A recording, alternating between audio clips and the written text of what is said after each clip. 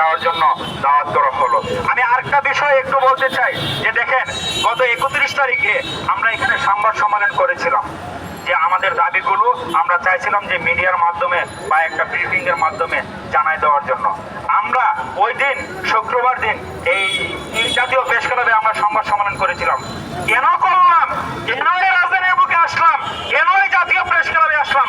গ্রামীণ ব্যাংকের প্রশাসন আমাদেরকে ওই দিনের পর থেকে আজ পর্যন্ত 30 জন ব্যক্তিকে ঢুকতে দেওয়া হচ্ছে না। কেন দেওয়া হচ্ছে না? কেন? আমরা কি দাবি করাটা কি আমাদের অপরাধ? যদি অপরাধ হয়ে থাকে আপনারা স্পষ্টভাবে আমাদেরকে বলে দিন যে তোমাদের কাজ লাগবে না, আমরা চলে যাব। আপনারা আমাদেরকে একটা লিখিত আকারে বলে দিন যে তোমাদের কাজ লাগবে না, আমরা চলে যাব। একটা নোবেল পুরস্কার বিজয়ী প্রতিষ্ঠানের একটা কর্মীকে যদি ছাঁটাই করতে হয় তাহলে তাকে 3 মাস আগে থেকে তাকে নোটিশ দেওয়া লাগে। কোনো নোটিশ ছাড়া, কোনো লিখিত ছাড়া একজন ব্যক্তিকে 1 ঘন্টার মাধ্যমে, সংক্ষিপ্ত কিছু সময়ের মাধ্যমে কিভাবে বিদায় করা দেওয়া হয়, এই জিনিসটা আজকে রাষ্ট্রের কাছে একটু জানতে চাই, রাষ্ট্রের গণমাধ্যমের কাছে একটু জানতে চাই, রাষ্ট্রের নীতিনেত্রীরা যারা আছেন তাদের কাছে একটু জানতে চাই। গ্রামীণ ব্যাংকের প্রশাসন একটি চিঠি ইস্যু করেছেন, আমরা বছরে 56 দিন বেতন পাবো না। প্রতি সপ্তাহে শুক্রবার একদিন, কোনো মাসে 4 দিন পরে, কোনো মাসে 5 দিন পরে। দেখেন, একটা নোবেল পুরস্কার বিজয়ী প্রতিষ্ঠানে আমার মতো একজন ব্যক্তি, আমার মতো একজন দৈনিক পিয়ন, আমার মতো একজন 4র্থ শ্রেণীর কর্মচারী কাজ করে, এও কোথায় বাংলার জমিনে নোবেল পুরস্কার বিজয়ী প্রতিষ্ঠানে একটা প্রতিষ্ঠানে বছরে 56 দিনের বেতন পায় না, বছরে 56 দিনের বেতন পায় না। এও কি ঈদের দিন পর্যন্ত আমরা এই প্রতিষ্ঠানে বেতন পাই না।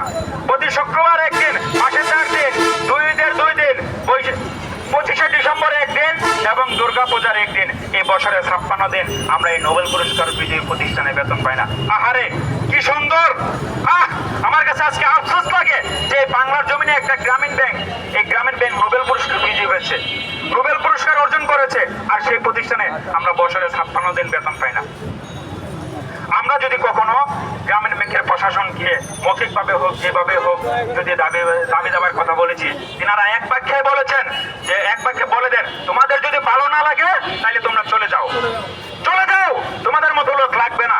আজকে ওসাকা আন্যাসীরা এই গ্রামীণ ব্যাংক চালায়। দেখেন, আজকে নোবেল পুরস্কার বিজয়ী 3 শ্রেণীর লোক আছে, 3টা শ্রেণীর লোক এই নোবেল পুরস্কার বিজয়ী প্রতিষ্ঠানে কাজ করতেছে। এখনো টার্মিনাল স্টাফ আছে যারা স্কিল প্রাপ্ত আছে, তারপরে এখানে দৈনিক ভিত্তিক লোক আছে, এখানে ওসাকার লোক আছে, কেটিআই এর লোক আছে। দেখেন, একটা নোবেল পুরস্কার বিজয়ী প্রতিষ্ঠানে বাংলাদেশ ব্যাংকের আওতাভুক্ত যে একটা প্রতিষ্ঠান, এই প্রতিষ্ঠানে 3টা শ্রেণীর লোক কাজ করে। অথচ বাংলাদেশ ব্যাংক একবার নয়, 2বার নয়, বিভিন্ন শাখায় বিভিন্ন সময়ে বহুবার রিপোর্ট করেছেন, বহুবার এই রিপোর্ট এনেছেন, বলছেন যে একটা স্থায়ী প্রতিষ্ঠানে কোনো ধরনের অস্থায়ী লোক রাখা যাবে না। এই বাংলাদেশ ব্যাংকের রিপোর্টগুলো পর্যন্ত গ্রামীণ ব্যাংকের প্রশাসন কখনো আমলে নেন নাই, আজও পর্যন্ত নেন নাই, ভবিষ্যতে নেবেন কিনা সেটাও জানি না।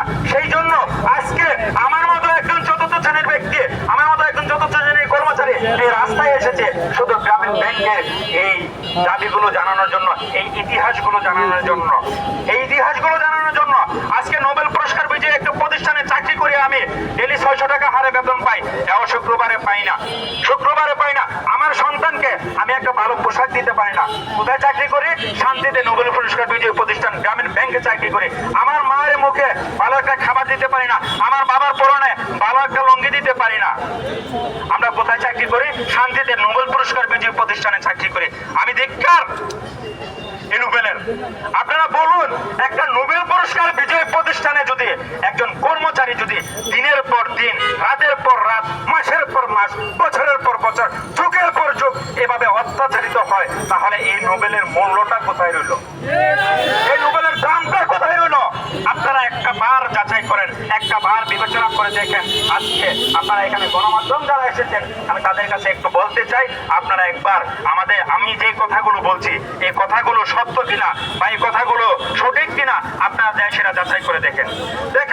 এই প্রতিষ্ঠানে আজকে যারা স্কেল প্রাপ্ত আছে তারা বছরে 6টা বোনাস পায়, অথচ আমার মতো ব্যক্তি বছরে 2টা বোনাস পায়।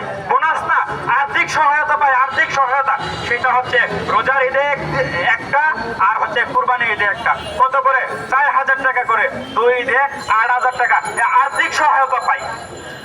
আর্থিক সহায়তা কোন ধরনের ব্যক্তিদেরকে দেওয়া হয় এটা আপনারা একবার বলুন। আর্থিক সহায়তা আমরা বাংলাদেশে যারা আছি তারা যেটুকু বুঝি বা আমাদের বাসায় যেটুকু বুঝি, যারা অক্ষম, যারা কাজ করতে পারে না, যারা চলাফেরা করতে পারে না, তাদেরকে দেওয়া হয় আর্থিক সহায়তা অথবা অনুদান। অথচ আমার মতো একজন ব্যক্তি শান্তিতে নোবেল পুরস্কার বিজয়ী চাকরি করে আমি পাই আর্থিক সহায়তা, আমি আর্থিক সহায়তা পাই। দেখেন এখানে